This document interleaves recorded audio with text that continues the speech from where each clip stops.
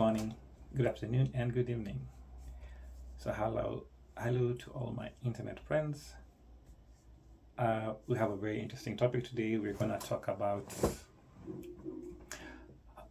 if you only had $50 to spend on a digital marketing campaign, what can you do with it, and what results you're gonna get. First of all, we have to talk about the elephant in the room, where we know that $50 varies depending on your location. In North America, $50 won't take you that far. Also in Europe and Asia, and also parts of and in Australia. But in third world countries, that $50 can be stretched a bit further to make this more of a engaging or entertaining video. But then again, you can start with somewhere. You can use the $50 to get your toes wet and before diving into the deep end. So let's talk about what $50 can do for your digital marketing campaigns right now in the year 2025. Right, so we know that $50 isn't much and we're not going to get crazy results, but $50 is enough for us to learn what we can do with it, and maybe build on it and then scale up from 50 to 100 to 1,000, depending on your budget, depending on your goals, and depending on your industry. Right, so things you would learn, we need to pick the right platform for where to invest the money. Number two, we're going to learn how to avoid wasting your budget. And number three, how to use it properly to get the most from it. So before we go far, we need to understand a few items. We need to understand CPC, which is your cost per click. We need to understand CTR, which is your click-through rate. Another thing we need to look at is your CPM, cost per mail. And then lastly, we need to understand your cost per lead.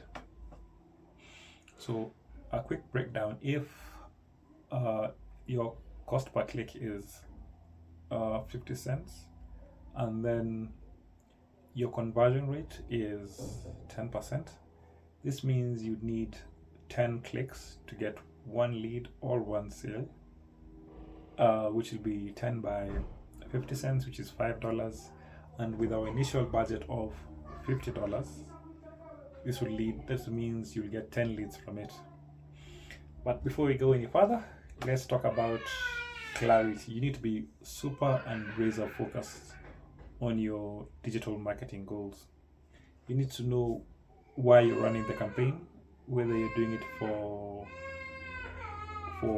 followers, whether you're doing it for leads, whether you're doing it for engagement, whether you're doing it for video views, so that you can properly measure and see what you're getting from it.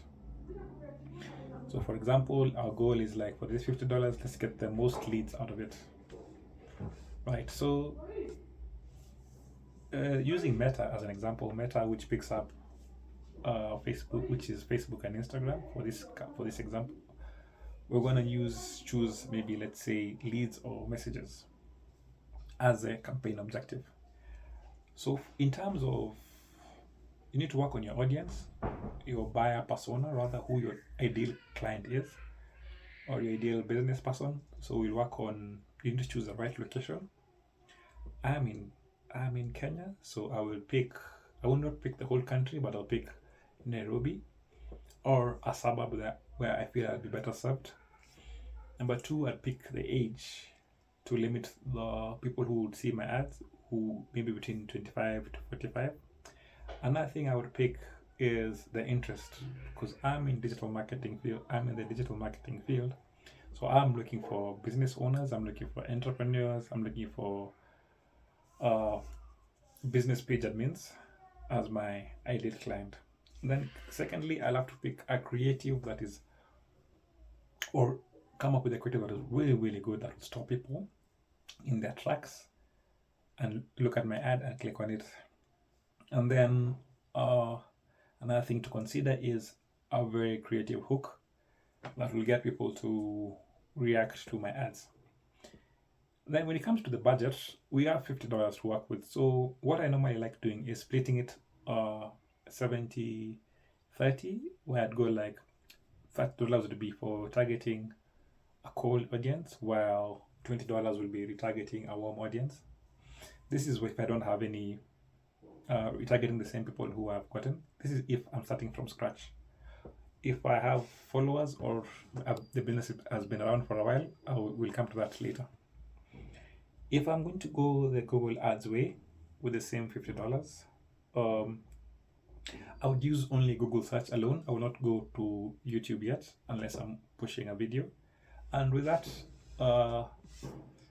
Google works mostly with keywords. Mostly with keywords. So I would avoid short tail keywords, like for example, digital marketing alone.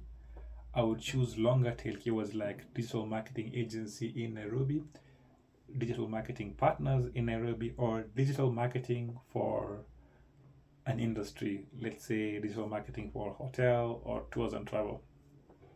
This will make my cost cheaper because number one, Google Ads is auction based, so the more the competition, the higher the cost. So if you're competing with fewer people, it means lower cost per click.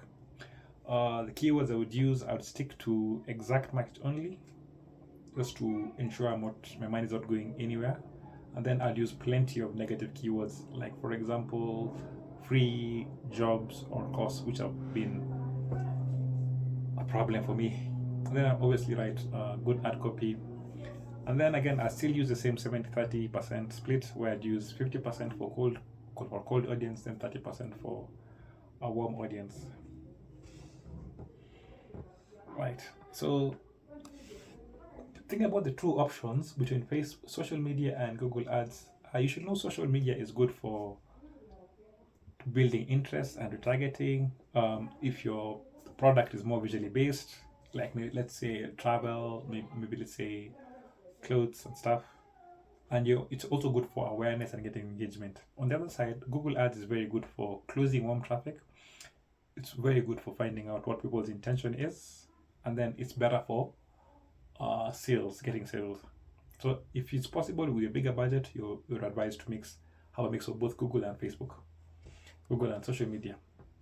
Right, so let's work with the idea that you have a warm audience already, right? Your business has been running for a while, your Facebook page has been active for a while, you have a couple of thousand of followers or a couple of hundred of followers. So what you do, you'd spend the $50 only on retargeting. This will be retargeting people who have been to your website, either through Google or Facebook. You want to leverage your emails. That is when you pay for an email campaign.